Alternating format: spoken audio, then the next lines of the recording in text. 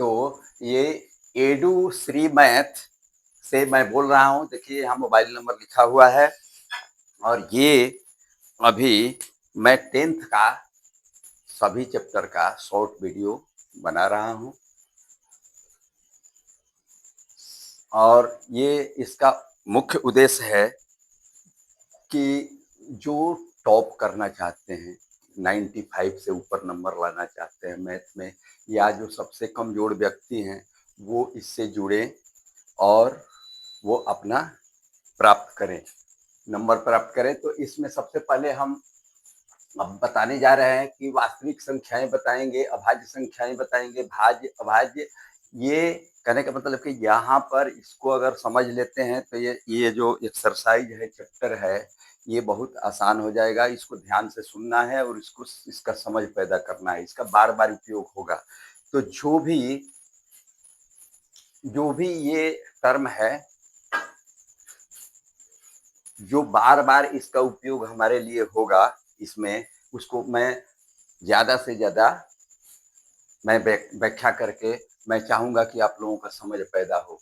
तो सबसे पहले हम करते हैं वास्तविक संख्याएं। वास्तविक संख्याएं जो होती है वो परिमेय संख्याओं और अपरिमेय संख्याओं का संग्रह होता है।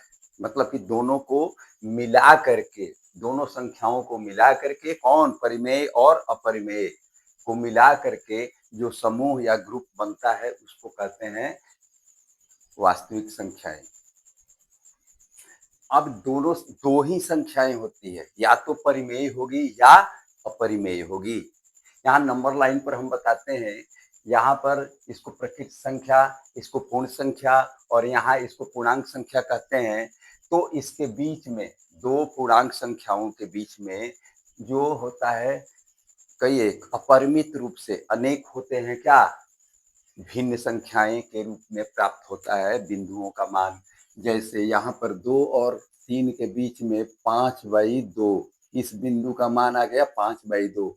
इसके बीच में अगर ये बिंदु का पता करेंगे 5/2 और 3 के बीच में, तो ये हमारा आ जाएगा 11/2।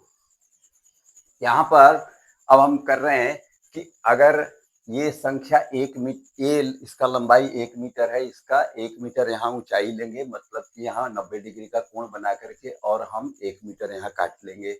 ये दोनों को मिलाएंगे तो ये हमको √2 प्राप्त होता है। कैसे, पाइथागोरस थ्योरम से। यहाँ 90 डिग्री है तो इस लंबाई का √2 लंबाई को लेकर के यहाँ काटेंगे तो हमको ये बिंदु प्राप्त होगा। ये क्या हो जाएगा, √2।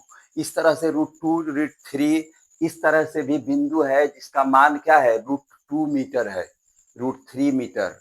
इस तरह से हमारा इसमें कौन से बिंदु है, अपरिमेय संख्याओं का ये बिंदु है। तो पहले परिमेय संख्या और अपरिमेय संख्या। परिमेय संख्या में सभी बिंदुओं को नहीं बताया जा सकता है, बहुत बिंदु होता है जिसका मान होता है अपरिमेय संख्या। दोनों को मिला करके जो बनता है उसको हम क्या कहते हैं, रियल नंबर। रियल नंबर का मतलब है कि सभी संख्याएं आ गई, परिमेय संख्याएं, अपरिमेय संख्याएं और अपरिमेय संख्याओं को थोड़ा सा यहाँ पर दशमलव कैसे इनका विस्तार है वैसे भी हम पहचानेंगे कि कौन कौन जो है परिमेय संख्या है और कौन अपरिमेय संख्या है, कैसे, दशमलव विस्तार के रूप में। तो पहले देखते हैं परिमेय संख्या जिसे पी क्यू रूप में लिखा जा सके, और पी क्यू क्या है, पूर्णांक है।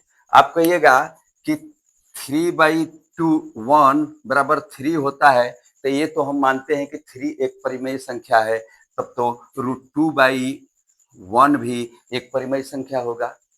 नहीं, क्यों, √2 जो है वो पूर्णांक संख्या नहीं है, मतलब कि ये पी क्यू जो है पूर्णांक संख्या होना चाहिए। यहाँ √2 पूर्णांक संख्या नहीं है, इसलिए यह एक परिमेय संख्या नहीं है। परिमेय संख्या के लिए पी और क्यू दोनों क्या होना चाहिए, पूर्णांक संख्या होना चाहिए। तो इस परिमेय संख्या जो है जिसे पी क्यू रूप में लिखा जा सके, और परिमेय संख्या का दशमलव प्रसार जो होता है वो शांत और आवर्ती होता है। शांत मतलब कि जिसका अंत हो जाता है, जिसे दो 0.5 है तो 5 पर इसका अंत हो गया है। और दूसरा क्या होता है, आवर्ती होता है, मतलब कि बार बार कोई संख्या आ रही है या कोई संख्या का ग्रुप आ रहा है। इस तरह से ये क्या है, शांत या अशांत है।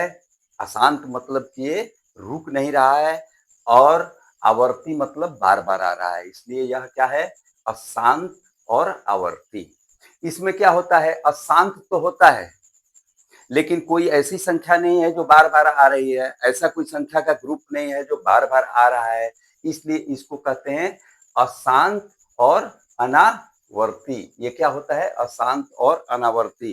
तो दशमलव विस्तार के से हम समझ सकते हैं कि इसका क्या होता है, या तो शांत होगा या अशांत होगा, तो आवर्ती होगा, और इसका अशांत तो होगा ही और अनावर्ती होगा। जैसे ये हो गया √2 का मान, पाई का मान, एक ये मान है, देखिए 0.01 है तो यहाँ 011 हो जाता है, 0111 हो जाता है, मतलब कि बार बार मान बदल रहा है। आगे अब अभाज्य संख्याएं, जो संख्याएं सिर्फ एक से और स्वयं से विभाजित होती है उसको हम कहते हैं अभाज्य संख्याएं। एक से और स्वयं से विभाजित होती है, इसका अर्थ है कि और एक और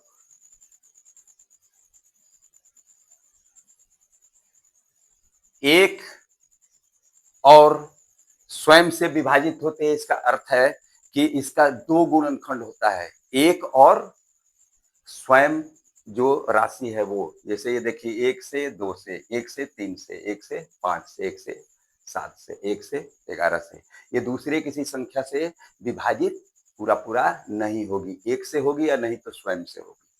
तो इसका गुणनखंड भी 1 और 11 ही होगा। यहाँ पर हम देखते हैं भाज्य संख्याएं हैं जो स्वयं से विभाजित होती है, एक से विभाजित होती है और तीसरी संख्या से भी विभाजित होती है। मतलब कि ये कम से कम 2 से ज्यादा संख्याओं से जो संख्या विभाजित होती है उसको कहते हैं भाज्य संख्याएं। जैसे देखिए, ये कम से कम 3 संख्या से विभाजित होती है। 3 संख्या से विभाजित का मतलब है कि ये 3 संख्याओं का गुणनखंड भी है। जैसे यहाँ पर समझिए कि 4 × 5 बराबर है 20। इसका मतलब है कि 4 × 20 पूरा पूरा डिवाइड हो जाता है, 5 चौका 20, मतलब कि जो गुणनखंड होता है वो उस संख्या को पूरा पूरा विभाजित करता है। तो ये 3 इसके गुणनखंड है, इसका मतलब कि 3 संख्याएं इसको विभाजित कर रही है।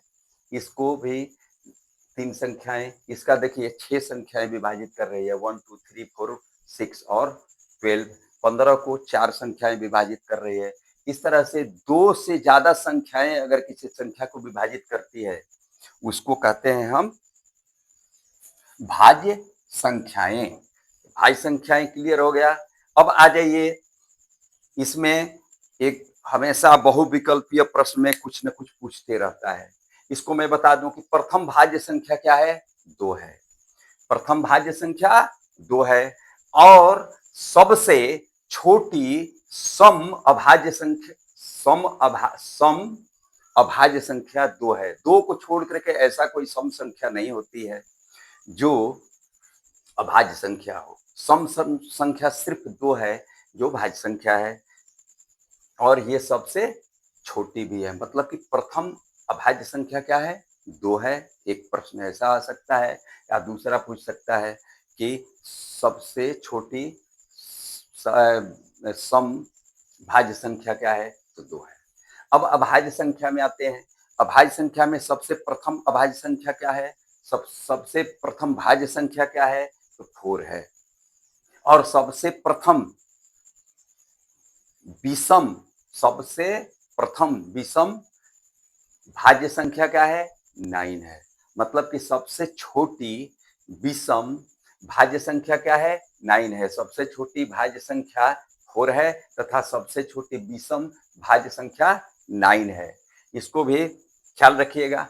अब हम आते हैं, एक न भाज्य संख्या है न अभाज्य संख्या है। एक न भाज्य संख्या है, न इसका गुणनखंड 2 है, न ये दो संख्याओं से विभाजित हो रही है, सिर्फ 1 से होगी, मतलब कि स्वयं से होगी, इसलिए इसको न भाज्य में रखा गया है न अभाज्य में रखा गया है। आगे चलिए, सह अभाज्य संख्याएं जिसका गुणनखंड में उभयनिष्ठ गुणनखंड, उभयनिष्ठ मतलब दोनों में सिर्फ एक होना चाहिए, या जिसका मौस मतलब कि महत्तम समावर्तक सिर्फ एक हो, उसको कहते हैं सह अभाज्य संख्याएं। दो संख्याएं जिनका उभयनिष्ठ गुणनखंड सिर्फ एक हो या एचसीएफ मौस एक हो, सह अभाज्य संख्याएं कहलाती है। जैसे 8 का यहाँ पर है, 9 का यहाँ पर है, और इसको क्या है, दोनों में उभयनिष्ठ कौन है, एक है। दोनों में उभयनिष्ठ गुणनखंड कौन है, देखिए 2 इसमें नहीं है, 3 इसमें नहीं है, एक है। इसलिए इसको हम कहते हैं कि, इसलिए इसको हम कहते हैं क्या, सह अभाज्य, सह अभाज्य संख्याएं, सह अभाज्य संख्याएं। अब हम आते हैं यूक्लिड विभाजन परिमेयिका पर।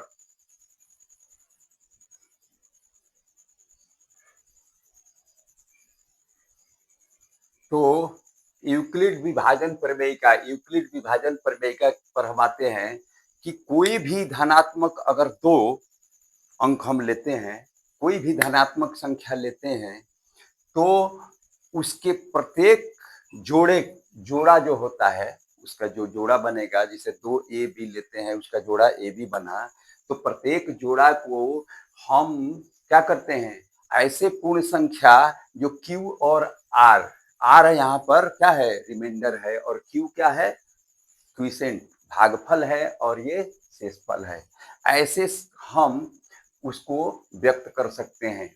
धनात्मक पूर्णांकों ए तथा बी के प्रत्येक युग्म के लिए ऐसे पूर्ण संख्याएं क्यू और आर हम प्राप्त कर सकते हैं कि ए बराबर बी क्यू प्लस आर, और आर शेषफल क्या होता है, हमेशा 0 होगा, नहीं तो 0 से बड़ा होगा, या हमेशा बी से, मतलब जिसे भाग दे रहे हैं उससे छोटा होगा। यही है यूक्लिड विभाजन परिमेयिका। इसको हम उदाहरण से कोई भी समझ सकते हैं। जैसे यहाँ पर मान लो कि 17 में हम भाग दिए किसका, 5 का, तो यहाँ क्या लिख सकते हैं, पंक्ति आई 5 गुणे 3 जोड़ 15 दू 17, और इसी को अगर हम लिखते हैं 15 यहाँ लेते हैं, तो ये क्या हो जाएगा, प्लस 0।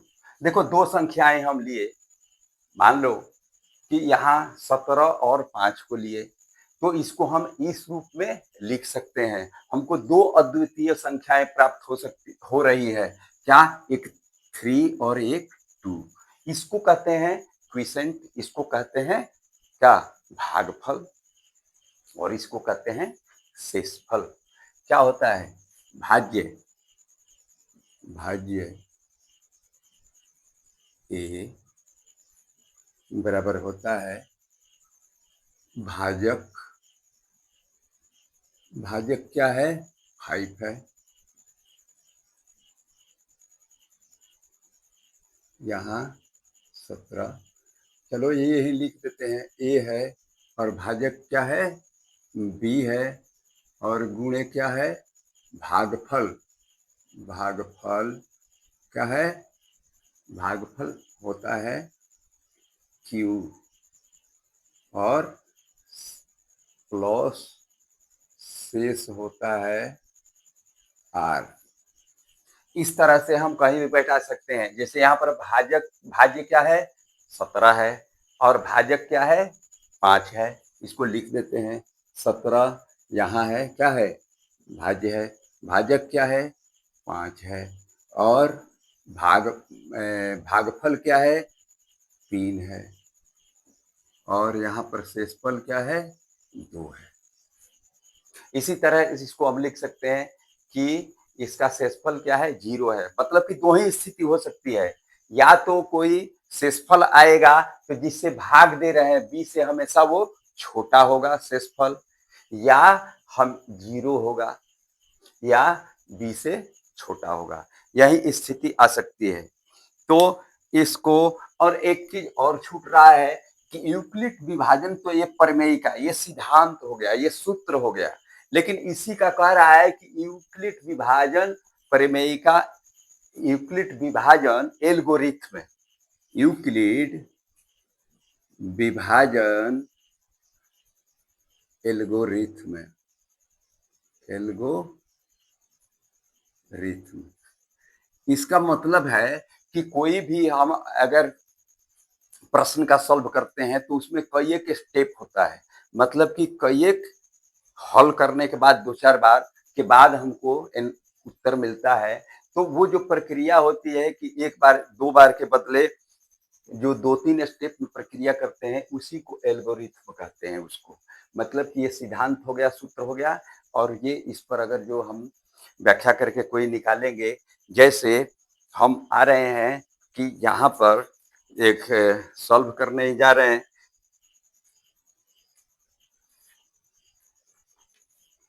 पहला उदाहरण क्या है? पहला उदाहरण है, दर्शाइए कि धनात्मक तो उदाहरण हम एक पर यहाँ आते हैं इसी का, यूक्लिड उदाहरण एक क्या है? उदाहरण एक पर हम आते हैं। तो ये पहला उदाहरण है कि दर्शाइए कि प्रत्येक धनात्मक समपूर्णांक या तो 2q के रूप का होगा या 2q+1 के रूप का होता है। देखिए ये प्रश्न में ही है। q को हम बताए थे क्या? q को क्या बताए थे? q को बताए थे, ये q को क्या बताए थे? क्विसेंट, मतलब भागफल, इसको बताए थे ना। तो भागफल जो है, और इसमें किससे भाग दे रहे हैं? 5 से दे रहे हैं, मतलब कि भाजक यहाँ पर पहले से ही दिया हुआ है, भाजक और भागफल। इसलिए हम क्या करेंगे कि हम लिखेंगे, क्या लिखेंगे कि माना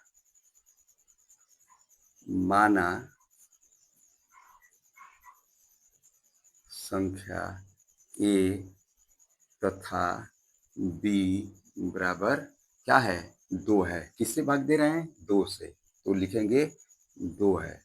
ठीक है, तो यूक्लिड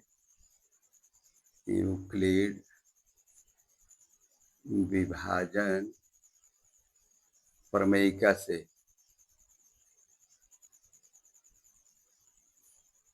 से क्या हो जाएगा? लिखेंगे कि a बराबर BQ+R, जहाँ R जो है क्या है? 0 से और छोटा होता है b से। b का मान रखने पर, तो क्या हो जाएगा? b का मान रखने पर a बराबर हमारा हो जाएगा, b का मान क्या है? 2q+R। अब जब b का मान 2 है तो r का मान हमेशा क्या होगा? 2 से छोटा होगा, इसलिए 0 r और 2 से ये 0 से बड़ा, या तो 0 होगा या 0 से बड़ा होगा, लेकिन हमेशा 2 से छोटा होगा। तो पूर्ण संख्या जो 0 और 0 से बड़ा कौन कौन होगी? इसलिए r का मान हमारा हो जाएगा 0 और 1। अब दोनों का मान हम यहाँ रखने पर a बराबर हमारा हो जाएगा क्या? b है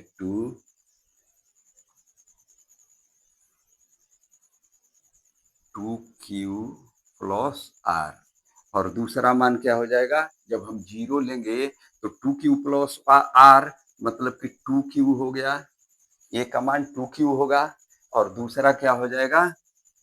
a का मान 2q+1 हो जाएगा। तो यहीं सिद्ध करना था। अब जो है a का मान मेरा क्या आ गया? a, और दूसरा मान आ गया a। तो 1 से 1 में a बराबर यहाँ 2q है, जो 2 का गुणनफल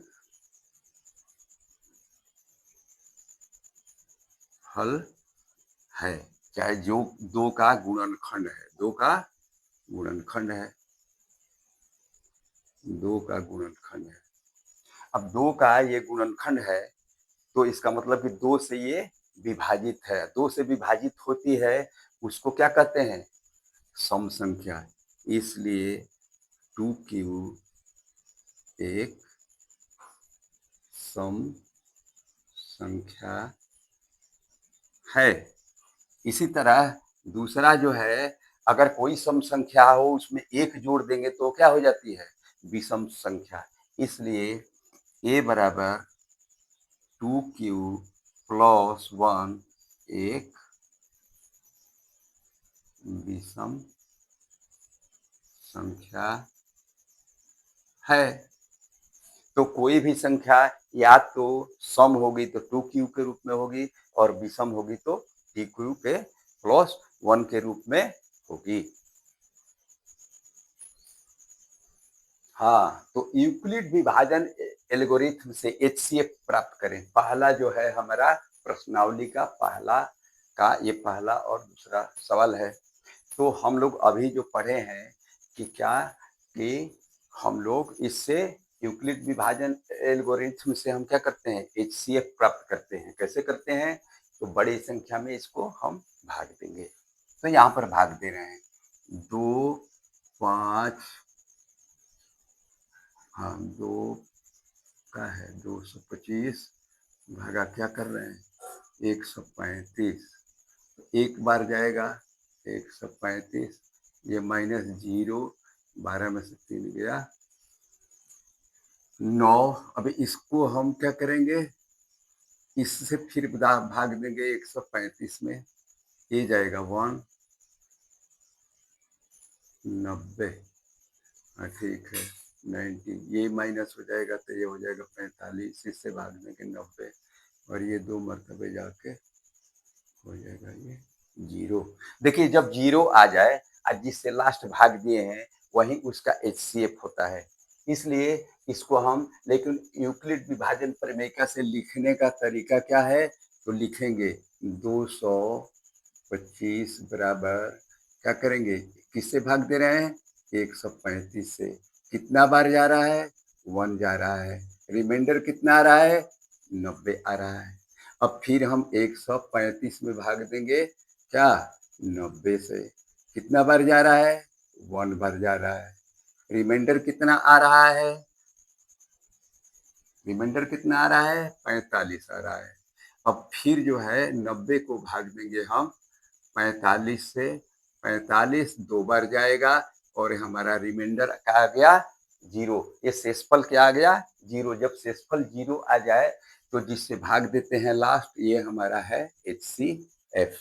इसलिए एचसीएफ पूछा है तो हम लिखेंगे, लिखने का भी ये ढंग है एचसीएफ क्या 225 और 135 बराबर 45।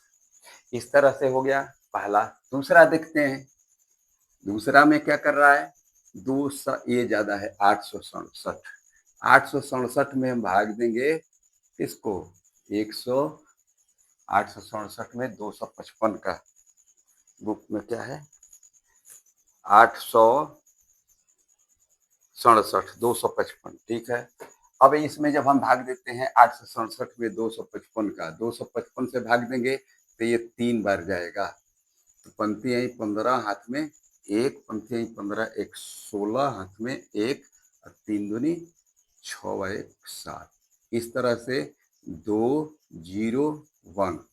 अब इससे हम भाग देंगे इसमें, इससे भाग देते हैं 255 में भाग देंगे, तो 255 में भाग देंगे तो 2 मरतबे जाएगा 2, तो ये हो गया 4 0 2, ये क्या आ गया 1 5 और इससे भाग दे दिए। फिर हमारा आ गया शेषफल क्या 51। अब 51 से भाग देंगे हम 102 में, तो ये हो जाएगा 102 और रिमाइंडर हमारा आ जाएगा 0। इसको कैसे लिखेंगे, इसको लिखेंगे 867 बराबर हो जाएगा 255। कितना बार गया है? 3 बार। कितना रिमाइंडर आया है? 102। ठीक है, अब 255 में फिर भाग देंगे हम 102 का। ये 102 कितना बार गया है? 2 बार। रिमाइंडर कितना आया है? 51। अब 102 में को भाग करेंगे 51 से। 51 कितना बार गया है? 2 बार। रिमाइंडर कितना आया है? शेषफल कितना आया है? 0। तो जब शेषफल 0 आ जाए तो क्या होता है? यही इसका HCF होता है। तो यहां पर भी लिखेंगे HCF 867 और 255 का है, क्या है, कितना आया है? लास्ट कितना है? 51। ये हमारा आंसर हो गया। अब चलते हैं दूसरा क्वेश्चन क्या कह रहा है। यहाँ पर दूसरा क्वेश्चन जो दर्शाई कि कोई भी धनात्मक विषम पूर्णांक 6 इतना इतने के रूप का होता है। तो यहाँ पर इसको हम स्क्रीनशॉट लीजिए, हम मिटा रहे हैं, उसके बाद आ रहे हैं दूसरा क्वेश्चन पर।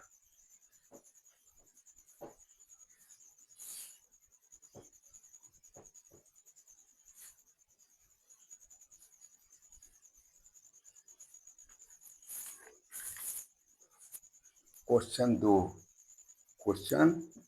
2 क्या है? तो दर्शाया कि प्रत्येक धनात्मक विषम पूर्णांक, दर्शाइए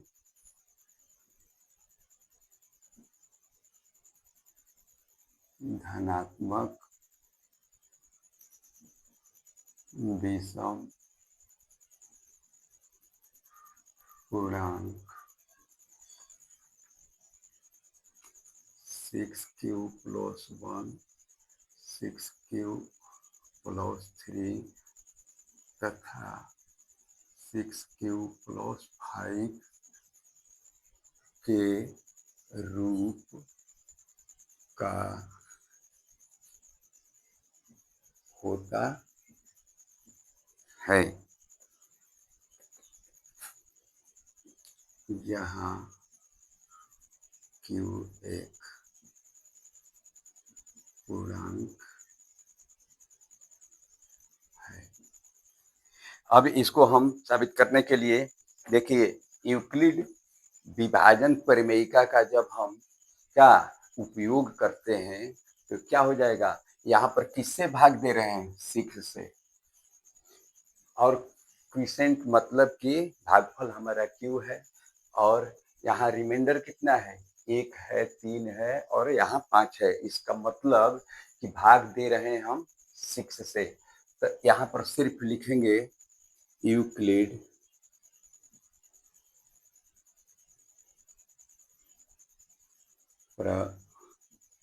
प्रमेयिका, यूक्लिड प्रमेयिका एल्गोरिथम से, एल्गोरिथम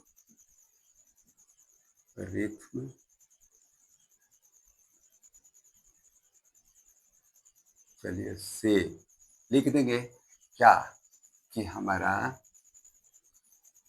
0 से बड़ा है, क्या 0 से बड़ा है R और ये छोटा है 6। मतलब कि R बराबर यहाँ क्या है? 0, 1, 2, 3, 4, 5।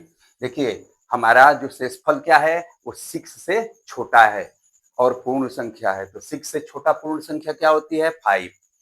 इसलिए 6 से छोटा और 0 के बराबर भी हो सकता है, इसलिए 0, 1, 2, 3, 4, 5 तक जाएगा और रिमाइंडर 5 से ज्यादा नहीं जाएगा, 6 से छोटा ही होगा। इसका हम जब उपयोग करते हैं तो हमारा A का मान धनात्मक संख्या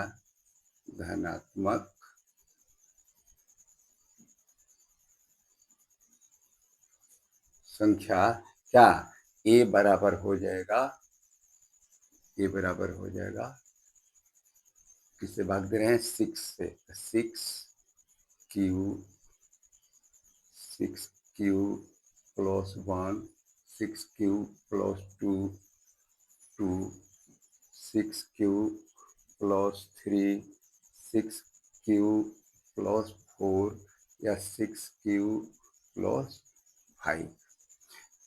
जब हम 6 से भाग दे रहे हैं, रिमाइंडर इसका जो है 6 से छोटा होगा, तो अगर कोई हम धनात्मक संख्या ये लेते हैं तो इसी रूप का वो आ सकता है, इससे बाहर नहीं आ सकता।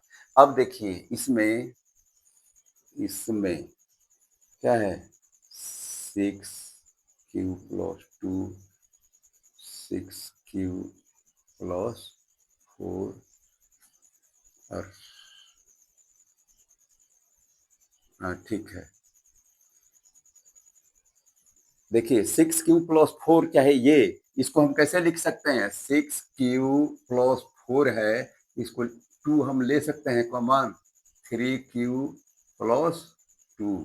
इसका मतलब कि ये 2 का गुणनखंड है, इसमें से भी 2 हम कॉमन लेंगे तो 2 का गुणनखंड है। तो हम लिखेंगे इसमें संख्या ये जो है क्या है? 2 का गुणनखंड गुणनखंड या 2 से विभाजित है।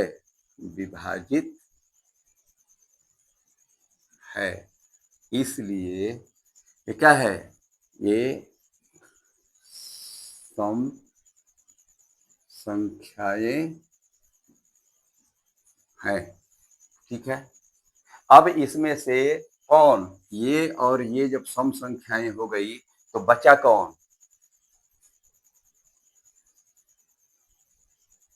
6 क्यू का 2 नहीं का गुणनखंड है, विभाजित, ये सम संख्याएं हैं।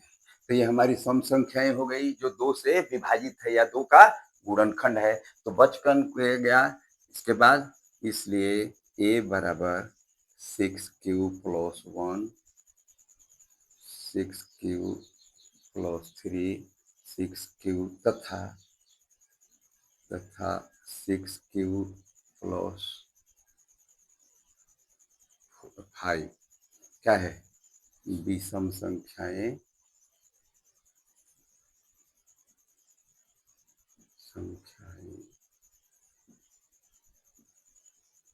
होगी। अब चलिए हम देखते हैं कि इसके बाद कौन क्वेश्चन है। इसके बाद आता है कि यूक्लिड विभाजन प्रमेय से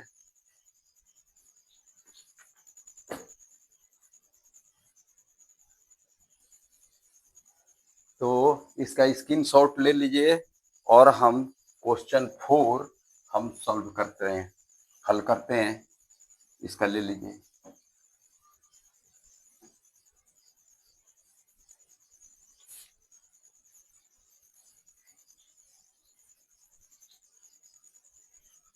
तो एनसीईआरटी के बुक से ये जो है प्रश्नावली 1-1 का क्वेश्चन फॉर है। क्या? यूक्लिड प्रमेयिका का प्रयोग करके दर्शाइए कि किसी धनात्मक पूर्णांक का वर्ग किसी पूर्णांक m के लिए 3m या 3m+1 के रूप का होगा। सिर्फ इसी रूप का होगा 3m। अगर कोई धनात्मक पूर्णांक m है तो उसका वर्ग जो होगा या तो 3m होगा या 3m+1 इसी रूप का होगा। तो इसके लिए सब प्रथम हम क्या कैसे सॉल्व करेंगे? तो लिखेंगे क्वेश्चन 4 का हल 3m+1 के रूप का होगा। हाँ, तो ये हमारा है क्वेश्चन 4। कह रहा है कि कोई भी धनात्मक पूर्णांक अगर m लेते हैं तो उसका वर्ग जो होगा वो या तो 3m होगा या 3m+1 के रूप का ही होगा। तो इसके लिए हम क्या करते हैं? माना कि a एक धनात्मक पूर्णांक तथा b बराबर 3 है। 3 मतलब b मतलब कि जिससे भाग दे रहे हैं, भाजक है। उस परिस्थिति में अगर यूक्लिड प्रमेय का एल्गोरिथम लगाने पर क्या हो जाएगा? ये हमारा ये धनात्मक पूर्णांक क्या हो जाएगा? 3 से भाग देते हैं, 3 क्यू क्यूसेंट प्लस आर हो जाएगा। लेकिन हम पहले से जानते हैं कि आर क्या होता है, ये 0 से बड़ा और बी से मतलब कि 3 से छोटा होगा, हमेशा जिससे भाग देते हैं उससे छोटा होगा। तो इसको हम लिखेंगे इस तरह से।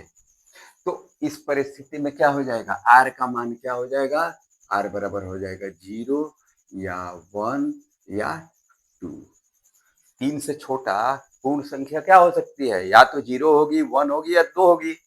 अब इसका मान हम जब रखते हैं तो ए का मान हमको 3 मिलता है, और तीनों को हम जब रखते हैं जब, तो क्या हो जाएगा, ए बराबर 3q प्लस 0 बराबर 3q। एक मान मिल गया हमको 3q। दूसरा मान क्या मिलेगा, ए बराबर, जब हम 1 रखेंगे 3q प्लस 1, और जब रखेंगे 2 तो आ जाएगा ए का मान 3q प्लस 2। इस तरह से हमको 3 मान मिल गया। अब तीनों को क्या करेंगे, हम वर्ग करेंगे। वर्ग करने पर, वर्ग करने पर, दोनों तरफ वर्ग करने पर मान में अंतर नहीं कर पड़ता है। जैसे ए बराबर है 3q, दोनों तरफ वर्ग करते हैं तो क्या हो जाएगा, ए स्क्वायर इधर होगा तो इधर हो जाएगा 3q का स्क्वायर, ये बराबर हो जाता है 3 स्क्वायर क्या हो जाएगा 9, और ये क्या हो जाएगा क्यू स्क्वायर। इसको हम लिख सकते हैं 3 गुणे 3q स्क्वायर, ऐसे लिख सकते हैं। तितरी का 9। अब जो है यहाँ माना, माना 3q स्क्वायर बराबर ए, इसको हम मान लेते हैं। क्यों मान लेते हैं, यह भी एक पूर्ण संख्या है, यह भी एक पूर्ण संख्या है, इसलिए यह एक क्या होगा, एक पूर्णांक संख्या होगी, इसलिए हम इसको m मान सकते हैं। इस तरह जब इसको m मानेंगे तो इसका m का मान रखने पर हमारा आ जाता है 3m। एक हो गया पहला समीकरण से। जब हम लेते हैं 3q प्लस 1, तो देखिए ए स्क्वायर बराबर 3q प्लस 1 का स्क्वायर, इसलिए ए स्क्वायर बराबर हो जाएगा 3q square, 3q square plus 2 3q 1 क्या है प्लस 1 का स्क्वायर, ये बराबर हो जाएगा 9q स्क्वायर प्लस 3 दूनी 6q प्लस 1। अब हम क्या करेंगे, यहाँ पर इसमें से 3 हम कॉमन लेंगे, 3 कॉमन ले लिए तो तितरी का 3q स्क्वायर प्लस 3 दूनी 6, 2q बच जाएगा यहाँ, और ये plus 3q square plus 2q बराबर 1। जब हम इसको 1 के बराबर लेते हैं, माने 1 मान लेते हैं, माना माना माना इतना बराबर m, तब ये भी आ जाएगा क्या 3m प्लस 1। ये एक दूसरा समीकरण ले लेते हैं। अब जो है एक मान और छूट रहा है, ये प्रश्न जो लिखा हुआ है इसको हम मिटा रहे हैं। क्वेश्चन आपके किताब का है, क्वेश्चन 4। तो यहाँ पर क्वेश्चन, तो यहाँ पर हम तीसरा मान लेते हैं। तीसरा मान क्या है, ये, तो यहाँ पर वर्ग करने पर, वर्ग करने पर क्या हो जाएगा, ए स्क्वायर बराबर क्या है 3q प्लस 2 का वर्ग, इसलिए ए स्क्वायर बराबर हो जाएगा 3q का स्क्वायर प्लस 2 3q गुणे 2 है प्लस 2 का स्क्वायर, ये बराबर हमारा हो जाएगा 9 क्यू स्क्वायर, 3 का 9 और ये 3 दूनी 6, 6 दूनी 12, ये हो जाएगा हमारा 12 क्यू प्लस 4। देखो 4 को हम लिख सकते हैं, 4 को हम लिख सकते हैं क्या, 4 को लिख सकते हैं 3 प्लस 1। हमको चूंकि 3 कॉमन लेना है इसलिए इसको हम लिख सकते हैं। देखिए यहाँ पर पोस्ट में लिख रहे हैं कि आप भूलिएगा नहीं, इसको हम फिर लिख रहे हैं क्या, 3 प्लस 1 और क्या करेंगे, इसमें से हम 3 कॉमन लेंगे। अब 3 कॉमन लेने पर 3 कॉमन ले लिए तो क्या बच गया यहाँ, 3 Q square plus 4 Q plus 1, ये प्लस 1। यहाँ पर भी क्या करेंगे, माना, क्या माना, 3 Q square, 3 Q square plus 4 Q plus 1 बराबर एम। मान रखने पर एम का क्या हो जाएगा, ए स्क्वायर बराबर 3m प्लस 1। इस तरह से समीकरण 1, 2 तथा 3 से क्या क्वेश्चन था कि कोई भी धनात्मक पूर्णांक का एल्गोरिथम जब ये व्यवहार करेंगे तो उसका रूप क्या हो जाएगा, 3 से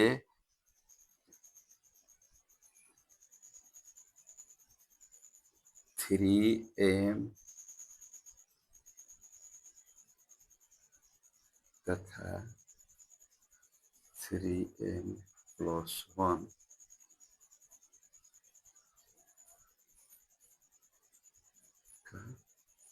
होगा। अरे भाई क्या होगा, 1 से क्या होगा, 1 से किसी धनात्मक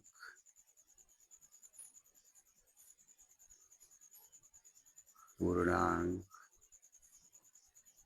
m का वर्ग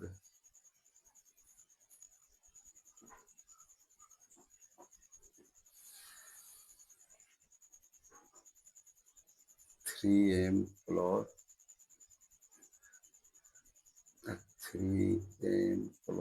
1 के रूप का होगा।